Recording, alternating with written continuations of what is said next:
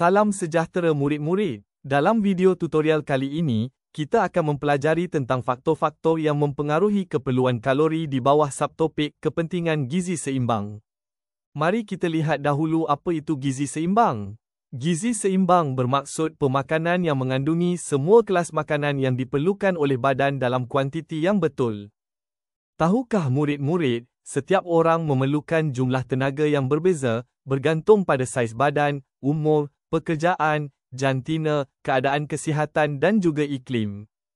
Sekarang, mari kita lihat beberapa contoh situasi dalam soalan berikut untuk memahami perkara ini dengan lebih mendalam.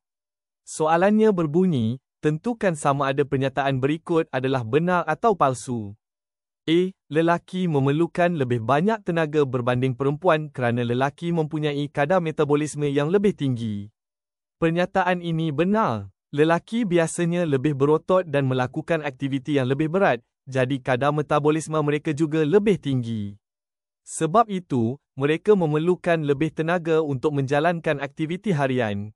B. Penduduk di negara beriklim panas memerlukan lebih banyak tenaga untuk memanaskan badan mereka berbanding penduduk di negara beriklim sejuk. Pernyataan ini palsu. Sebenarnya, penduduk di negara sejuklah yang memerlukan lebih banyak tenaga untuk mengekalkan suhu badan mereka supaya tidak terlalu sejuk, disebabkan mereka lebih cepat kehilangan haba ke persekitaran berbanding orang yang tinggal di negara beriklim panas. Orang di negara panas tidak memerlukan tenaga tambahan untuk memanaskan badan. C. Orang yang mengalami masalah kesihatan harus berhati-hati dengan gizi mereka.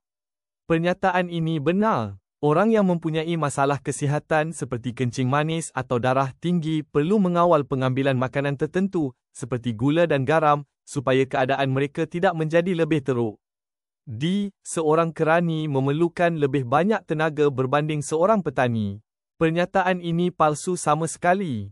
Kerani bekerja di dalam pejabat dan banyak duduk, jadi mereka tidak menggunakan banyak tenaga. Sebaliknya, petani melakukan kerja berat seperti mencangkul, menanam dan menuai, jadi mereka memerlukan lebih banyak tenaga. E. Remaja memerlukan karbohidrat yang lebih banyak berbanding orang dewasa. Pernyataan ini benar. Remaja sedang membesar dan aktif, jadi mereka memerlukan lebih banyak tenaga.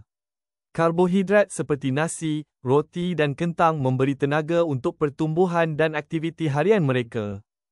Jadi, murid-murid sudah dapat lihat bahawa setiap orang mempunyai keperluan tenaga yang berbeza. Untuk kekal sihat, kita perlu mengambil makanan seimbang yang mengandungi karbohidrat, protein, lemak, vitamin, mineral, pelawas dan air dalam jumlah yang sesuai. Ingat ya murid-murid, gizi seimbang membantu kita kekal cergas, sihat dan dapat belajar dengan baik. Jumpa lagi dalam video seterusnya.